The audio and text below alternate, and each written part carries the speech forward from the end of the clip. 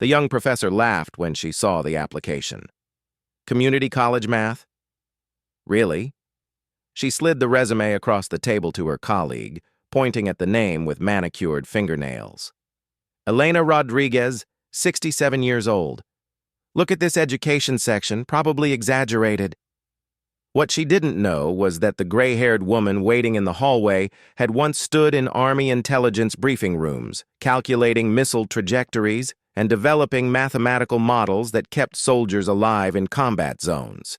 What she especially didn't know was that Major Elena Rodriguez, retired, had spent 12 years as a military mathematician, and in exactly 3 hours when a gunman walked into their school, only one person in that building would have the tactical mind to save them all.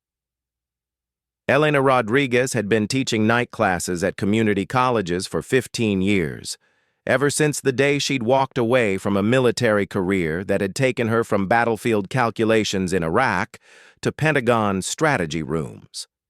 The transition from Army major to remedial math instructor wasn't what her former commanding officers expected, but Elena had learned that some wars end in ways that make you question everything you thought you knew about serving your country. Her routine was simple: evening classes, Tuesday through Thursday, algebra for adults who'd never finished high school, basic math for single mothers trying to better their lives. She taught in classroom 114, the one with flickering fluorescent lights and desks scarred by decades of use. Her students called her Mrs. R, never knowing that Major Elena Rodriguez had once calculated artillery targeting solutions that saved entire battalions, or that she'd earned a Bronze Star for developing mathematical models under enemy fire in Fallujah. The application process at Westfield Community College had been humiliating, but Elena endured it quietly. She sat in the faculty lounge at 2:15 p.m., hands folded in her lap, wearing a cardigan that had seen better years and shoes that squeaked slightly on the linoleum floor. Around her, younger professors discussed grant applications and research papers with the casual arrogance of people who had never built anything that could level cities. Dr. Rebecca Chen, the department head, barely looked up from her laptop when Elena entered. "Mrs. Vasquez, right?" she said, mispronouncing the name. "I have to be honest, we're really looking for someone with more current experience. These community college kids need energy, not—" She gestured vaguely at Elena's gray hair and lined face. Elena nodded once. "I understand. I mean, look at your resume. Military mathematics? Really? That was like, what, 15 years ago? Math education is completely different now. We use computers, interactive whiteboards. It's not just chalk and formulas anymore." The other professor, Dr. James Morrison, chuckled from behind his coffee cup. "Besides, these students need someone they can relate to, someone who speaks their language, not someone who calculated— What did you do, ballistics?" Elena stood slowly, gathering her papers. "Something like that. Thank you for your time." She walked toward the door, past the wall of faculty photos showing smiling professors in graduation gowns, past the bulletin board covered with achievements she would never claim. At the threshold, she paused. "Just curious," she said, her voice barely above a whisper. "Do either of you know how to calculate mortar shell trajectory using wind speed and elevation differential?" Dr. Chen looked up, confused. "Excuse me? Or suppressive fire patterns to protect civilian evacuation routes?" What are you talking about?" "Nothing," Elena said softly. "Just wondering if you've ever done math where people's lives depended on getting it right the first time?" She left the building the same way she'd entered. Quietly, unremarkably, one more invisible woman that the world had decided to overlook. But as she walked toward the parking lot, her phone rang. Unknown number. She answered on the third ring. "Hello?" "Major Rodriguez." The voice was young, male, slightly breathless. "This is Agent Marcus Webb, FBI. We have a situation." Elena stopped walking. Her hand tightened around the phone. Military title. How long had it been since someone used her rank? Ma'am, there's been a credible threat against Westfield Community College. The threat assessment mentions tactical knowledge, building approaches, strategic vulnerabilities. We need someone who understands military-grade threat analysis. Elena's blood went cold. What kind of threat? The kind that requires someone who's calculated defensive positions under pressure. Major Rodriguez, we know about your service record. Army intelligence, battlefield mathematics, Bronze Star for tactical analysis under fire. Right now, you're the only person within 50 miles who can help us. At 5:23 p.m., Elena Rodriguez walked back into Westfield Community College. But she wasn't the same woman who had left 3 hours earlier. She carried a tactical bag that hadn't been opened in 15 years, wore the kind of focused expression that belonged in command posts, and moved with the measured precision of someone who had calculated life-and-death scenarios in combat zones where second chances didn't exist. The FBI had cordoned off the building, but evening classes were still in session. 200 students and faculty trapped inside while agents tried to locate a gunman who had called in his threat with military precision. Third floor, multiple exit points compromised, tactical advantage established. You have 47 minutes before I begin. Agent Webb met Elena at the command post they'd established in the parking lot. He was young, maybe 35, with the kind of earnest face that belonged to someone who'd never seen what Elena had seen. Major Rodriguez, thank you for coming. We've evacuated the perimeter, but there are still people inside. SWAT is en route, but you need someone who understands tactical positioning, Elena finished. You need someone who can predict his next move. She opened her tactical bag and withdrew a field manual that looked worn from use, along with a military-issue calculator that had seen action in 3 combat zones. But Elena's mind was already working through scenarios she'd analyzed in Iraq, Afghanistan, places where predicting an enemy's strategy meant the difference between soldiers coming home or coming home in boxes. "Give me the building schematics and his exact words," she said. Agent Webb spread blueprints across the hood of a patrol car and played back the recorded threat. Elena studied both for exactly 97 seconds, her eyes moving across exit routes, sight lines, and tactical advantages that told a story most people couldn't read. "He's military trained," she said quietly. "Third floor gives him visual command of all approaches. Classic high ground advantage. If he's positioned here," she pointed to a specific classroom, "he can control 3 stairwells and both elevators." "How can you be so certain?" Elena looked up at him with eyes that had calculated battlefield positions under enemy fire. "Because I taught classes on tactical positioning at Fort Leavenworth. This is textbook asymmetric warfare." At 5:31 p.m., Dr. Rebecca Chen was in her office, complaining to Dr. Morrison about budget cuts, when she heard commotion in the hallway. Voices, urgent whispers, the sound of people moving with purpose. She opened her door to find FBI agents escorting a familiar gray-haired woman toward the stairwell. "Excuse me," Dr. Chen called out. "What's going on?" Agent Webb turned. "Ma'am, we need you to evacuate immediately. There's been a credible bomb threat." "A bomb threat? But who is that?" She pointed at Elena, who was studying structural calculations on a handheld device.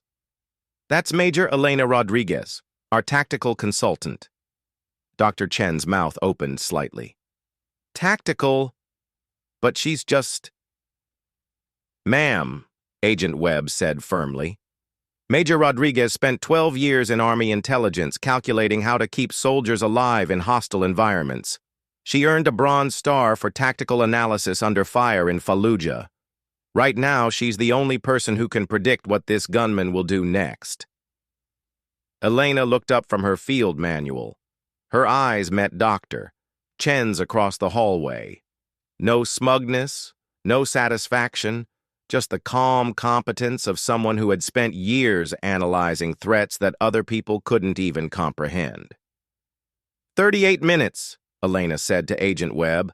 SWAT needs to approach from the east stairwell. He won't expect it because it's the longest route, but it's the only one he can't see from his position. They found the gunman with 12 minutes to spare. Elena's tactical analysis had been precise. He was positioned exactly where she'd predicted, using the same defensive strategies she'd taught to Army officers. SWAT took him down without a single shot fired, using the approach route Elena had calculated.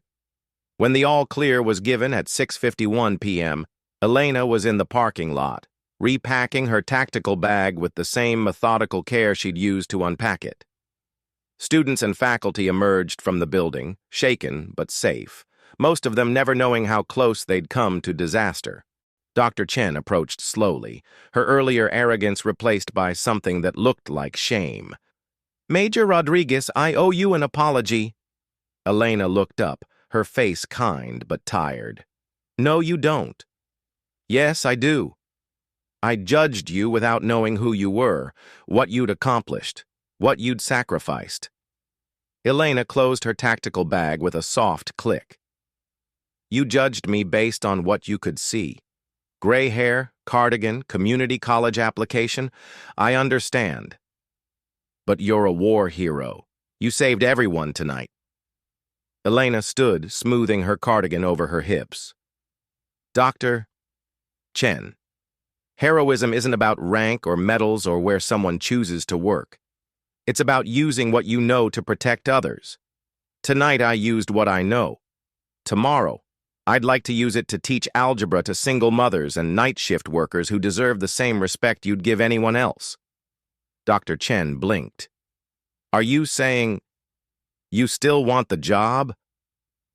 "I'm saying that teaching basic math to adults who never got the chance is just as important as calculating blast radii. Maybe more important." She walked toward her car, leaving Dr. Chen standing in the parking lot with a job application she suddenly realized she should have read more carefully. 2 weeks later, Major Elena Rodriguez, retired, began teaching evening classes at Westfield Community College. Her students called her Mrs. R, and she never corrected them. But word had spread through the veteran community about the gray-haired woman who had saved their local school, and her classes filled quickly with soldiers returning from deployments, looking for a teacher who understood that education was another kind of service. Dr. Chen made sure Classroom 114 got new fluorescent lights and fresh desks. She also had a small plaque mounted by the door. Major Elena Rodriguez, retired, Department of Mathematics. The willingness of America's veterans to sacrifice for our country has earned them our lasting gratitude. Jeff Miller. Elena never mentioned the plaque to anyone, but sometimes her students would notice her pause when she entered the classroom, running her fingers over the nameplate that finally acknowledged both her service and her teaching. The FBI sent Agent Webb to her first class, not for security, but because he wanted to audit her algebra course. He sat in the back row, taking notes with the dedication of someone who'd seen genius in action and wanted to understand it better. During the semester break, Elena received a letter from the Pentagon. They wanted her back, offered her a position that would triple her community college salary and place her at the forefront of military intelligence analysis again. She wrote back with a single sentence, "Thank you, but I'm exactly where I belong." That evening, she graded papers in Classroom 114 under the new fluorescent lights. Algebraic equations solved by returning veterans and factory workers and night shift security guards who deserved to understand that X could equal anything they were brave enough to solve for. Major Elena Rodriguez had spent 12 years calculating the mathematics of warfare. Now she was teaching the mathematics of possibility, one equation at a time, to people who understood that education wasn't about where you learned. It was about refusing to stop learning, no matter what battles you'd already fought. Some weapons are designed to destroy, others are designed to build. Elena had finally chosen which one she wanted to be. Outside the classroom windows, the campus was quiet, peaceful, safe. Inside, an invisible woman was no longer invisible, teaching visible lessons to students who would carry her knowledge into futures she'd helped make possible. The professor's last lesson had become her first real teaching, and this time, everyone was paying attention. Stories like Elena's remind us that wisdom doesn't retire, it just finds new classrooms. Have you ever encountered someone whose quiet brilliance changed your perspective? Someone who chose service over recognition, teaching over glory? Tell us about them in the comments.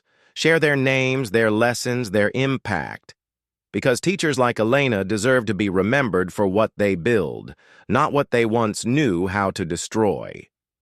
Subscribe to the Archivo Oculto for more narratives about hidden heroes, second chances, and the extraordinary people hiding in ordinary places. Every week, we share stories that prove genius isn't about titles or age. It's about choosing to lift others up.